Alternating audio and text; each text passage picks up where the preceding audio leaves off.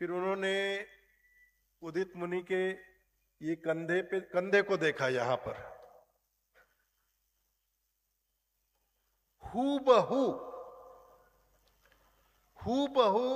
परम पूज्य पंचरी हजूर ग्रीन मुनि नाम साहब के दाहिने कंधे पर हूबहू निशान था।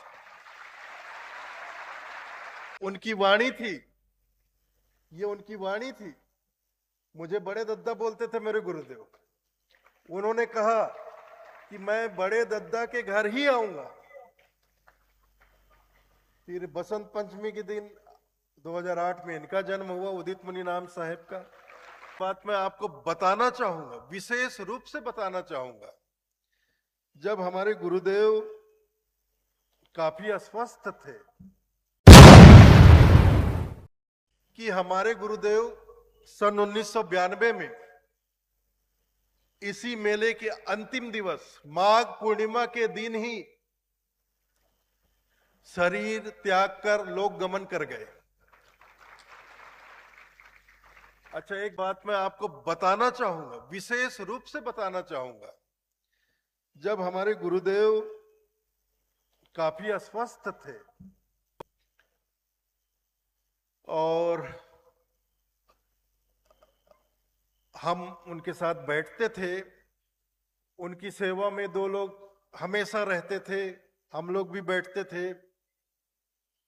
तो अभी जो हमारे आश्रम के कोठारी साहब हैं, जो राशन पानी सारा संभालते हैं, उनका नाम बोंदरू साहू है। बोंदरू साहू, वे हमारे गुरुदेव से मात्र 5 बरस छोटे हैं। हमारे गुरुदेव का जन्म हुआ था 1935 में, और ये कोठारी बाबा जो है हमारे अभी हैं वो, और बिल्कुल हिष्ट पुष्ट हैं, लकड़ी भी नहीं पकड़ते हैं, चश्मा भी नहीं लगाते हैं। उनका जन्म है 1940 का, 85 वर्ष पूरे हो गए, और वे हमारे गुरुदेव के परम प्रिय थे, परम प्रिय थे। आज भी यहां। तो वो एक दिन बैठे तो हमारे गुरुदेव की हालत देखकर वो रोने लग गए। मैं बैठा था, मेरी बड़ी बहन भी वहां बैठी थी,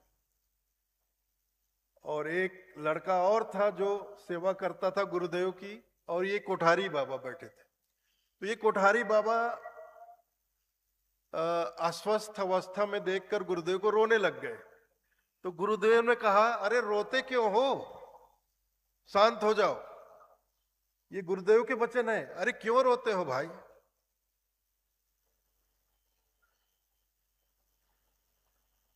बिल्कुल भी दुखी होने की कोई जरूरत नहीं है।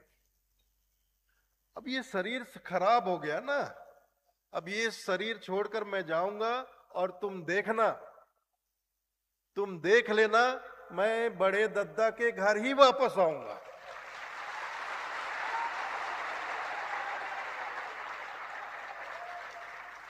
ये वो उनकी वाणी थी, ये उनकी वाणी थी। मुझे बड़े दद्दा बोलते थे मेरे गुरुदेव। उन्होंने कहा कि मैं बड़े दद्दा के घर ही आऊंगा।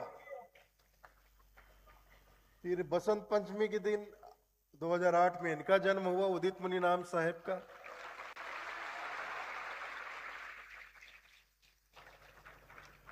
तो जब ये 1-1.5 बरस के थे, तो हाफ बनियाइन पहने हुए थे, छोटे से थे, गोद में लेकर हम घूम रहे थे आश्रम में।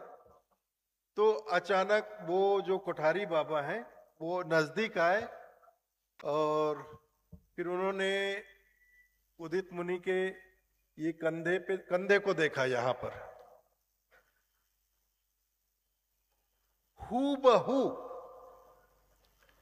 हूबहू परम पूज्य पंचरी हजूर ग्रीन मुनि नाम साहब के दाहिने कंधे पर हूबहू निशान था।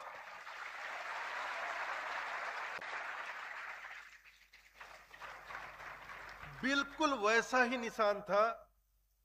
और इनका जब जन्म हुआ तो वो निशान इनके बर्थ मार्क के रूप में आया, इनके जन्म के साथ वो निशान उसी जगह पर आया।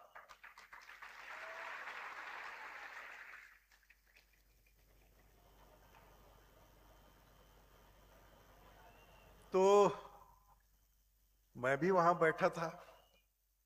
तो एक तरह से आप ये समझ लीजिए कि गुरुदेव ने, ये गुरुदेव के वचन थे। तो गुरुदेव की जो वाणी है उसको तो हम नकार नहीं सकते। गुरु मुख वाणी ऊंच रे, शिष्य सांच कर मान, यह विधि फंदा छूट ही है और युक्ति नहीं आ। अब ये हमारे गुरुदेव के मुखार बिन से वचन निकले थे तो हम कैसे नकार सकते हैं। अब तब से ये सबके दुलारे बने हुए हैं, आंखों के तारे बने हुए हैं।